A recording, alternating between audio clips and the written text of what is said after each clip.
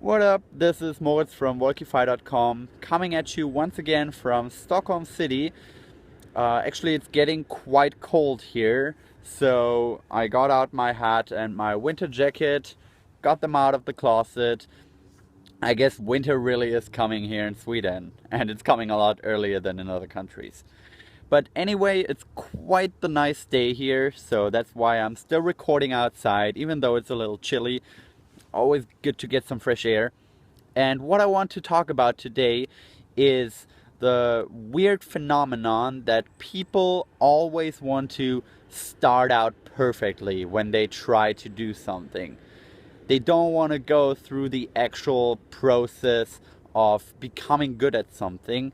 They want to start out being perfect right from the start. So this is the topic of today. Check it out. So, if you want to become good at something, really anything in life, quite naturally at the beginning you suck at it. This is just how the world works. We're not perfect from the start, and it actually takes a lot of practice and dedication to really master any kind of skill that you can think of. Now, the problem with a lot of people who want to become good at something is that they want to be in the state where they are actually good at something, but they don't want to go through all the hustle that it takes to get to that stage. So these people don't actually want to put in the work, and even more importantly, they don't want to go through the very painful first steps when you're really realizing just how bad you are at something that you want to be good at some point. So you might feel that initial potential in you to become great at something, to really master a skill to the fullest, but potential is nothing if you're not mastering, if you're not developing, if you're not cultivating the skills that are needed to really become great at something. And this is where the actual work takes place. So a lot of people feel like, for example, they could be good in the gym, they could be good in math, they could become a great writer, but it's very, very painful when you first sit down to start developing the skill set behind developing that kind of talent, and you just realize how badly you suck.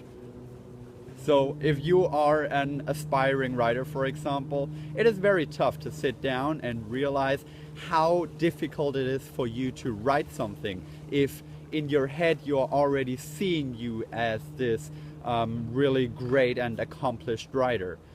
And most people don't see themselves in the kind of state they are in right now, but they see the kind of person they want to be at some point. So this discrepancy really messes with their head, it really messes with their reality, because those two are just not congruent.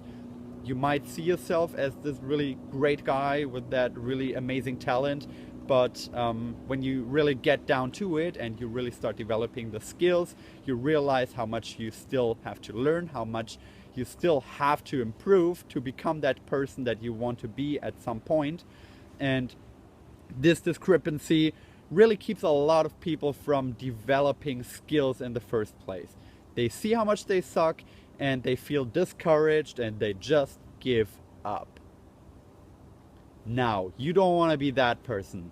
You don't want to be held back by the kind of person you are right now. If you have that vision for yourself of who you could become in the future, who you could become at some point if you just work hard enough, then you should see yourself as this person.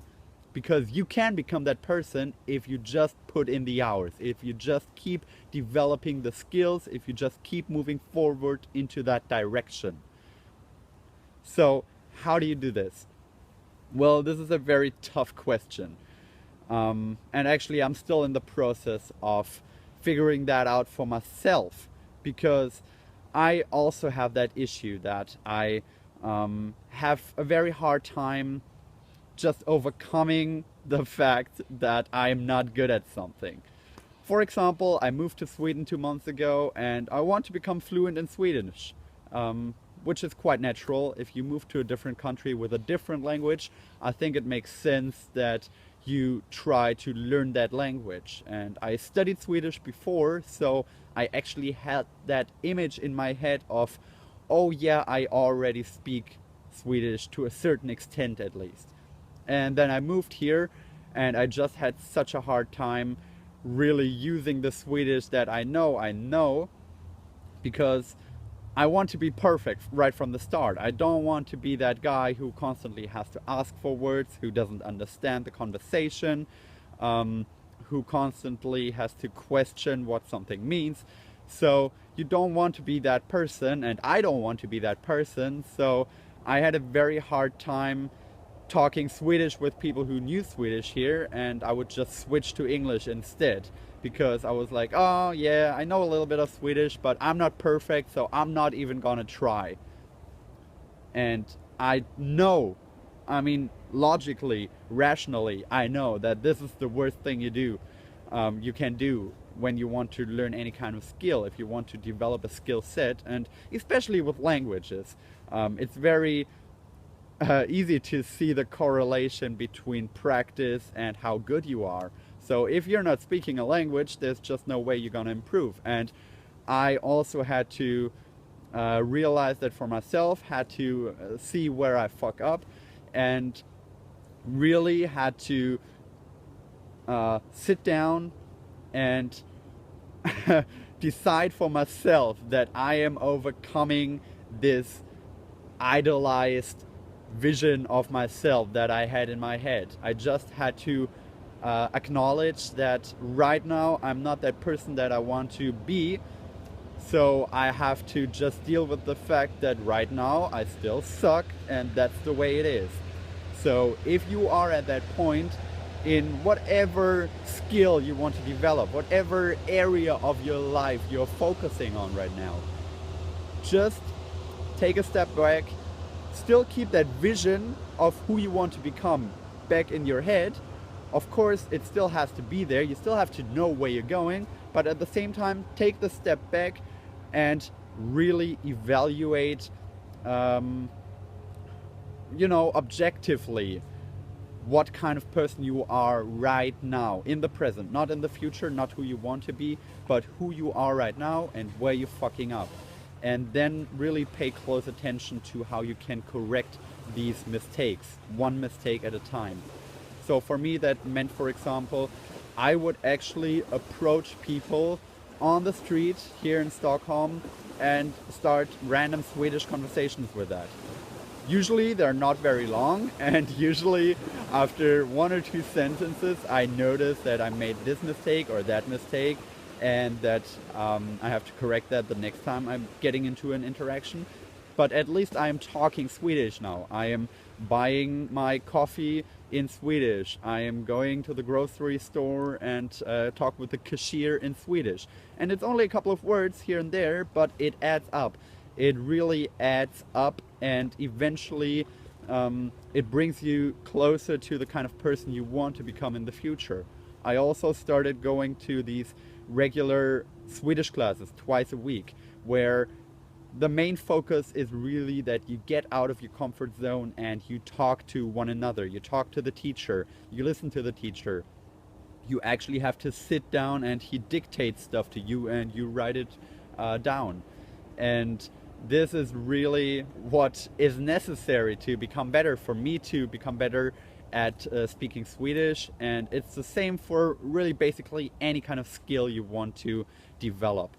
You have to realize where you're fucking up, and you have to realize that you're not as great as you want to be, but at the same time you have to notice that there's really nothing that can stop you from becoming that kind of person you want to be, if you're just taking one step at a time and you realize that it's a long and slow process.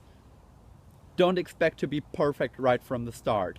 Don't try to be perfect from the very first training session, from the very first conversation you have, from the very first time you try something. That's not the whole goal. The goal is to really have that vision of yourself and then take these really small and tedious and incremental steps towards that person, towards that goal of yourself. So with that in mind, take small steps. I will take another small step now and learn some Swedish vocabulary just for myself Sunday evening. So that's how I spend my time now. Thanks for watching and talk to you next time.